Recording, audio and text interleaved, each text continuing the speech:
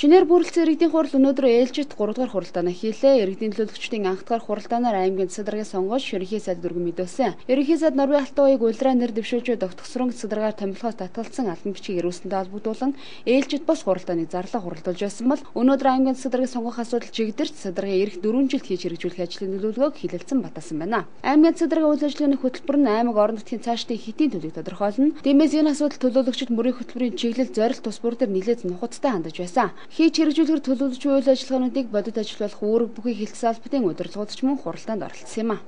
Энэ мөрийн хөтөлбөрийг бид иргэд олон нийт олон хүний саналыг авч бэлтгэсэн. Аймгийн хөгжлийн баримтчгүүд, улс төрийн намуудын нутгийн сонгуульд оролцсон мөрийн хөтөлбөрүүд дээр нь одоо иргэдийн санал нийт 600 гаруй санал ирсэн байна.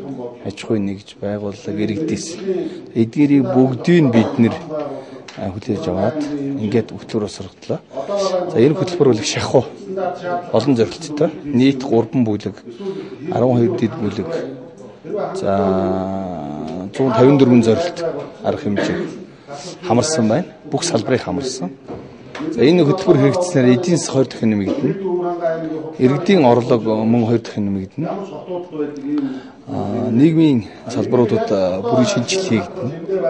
Төрийн байгууллагуудад шинжилгээ хийгдсэн ийм одоо том хөтөлбөрийг боловсруул тавьсан байгаа.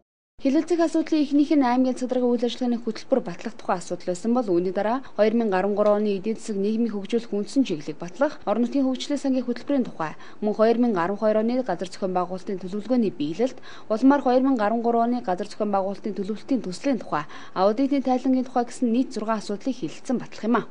Аймгийн иргэдийн хурал 2012 онд анх дахь хуралдаанаа хийснээс хойш өнөөдөр 3 дахь хуралдаанаа хийж байна. Тэгээд 3 дахь хуралдаан маань бол үндсэндээ аймгийн шинээр томилогдсон засаг даргын 2012-оос 16 онд баримтлах үйл ажиллагааны хөтөлбөр, мөрийн хөтөлбөр. За хоёрдугаарт нь бол 2013 онд Бүрхангай аймгийн нийгэм эдийн засгийг хөгжүүлэх үндсэн чиглэл. За гуравдугаарт нь орон нутгийн хөгжлийн сангийн хуваар гэж.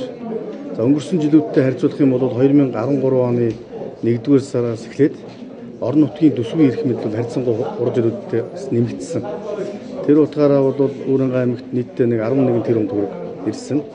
За үүний 60% нь одоо сумдад, 40% нь бол аймгийн одоо иргэдийн хурлын бүрийн эрхийнхээ хүрээнд энэ хуваарийг хийх ийм асуудал байна. За дөрөвдүгээрт нь бол 2012 оны аймгийн газар зохион байгуулалтын төлөвлөгөөний биелэлт, 13 оны газар зохион байгуулалтын төлөвлөгөөний төсөл. За 5 дугаарт нь аймгийн аудитын газрын 2012 оны тайлангийн тухай. За 6 дугаарт нь 2013 оныг аймгийн цэцэдраг түүний хамгийн газрын зүгээс төрийн үйлчилгээний шинжилэл иргэдийн үүрэг оролцоог нэмэгдүүлэх жил болгоё гэж асуудал оруулж ирсэн.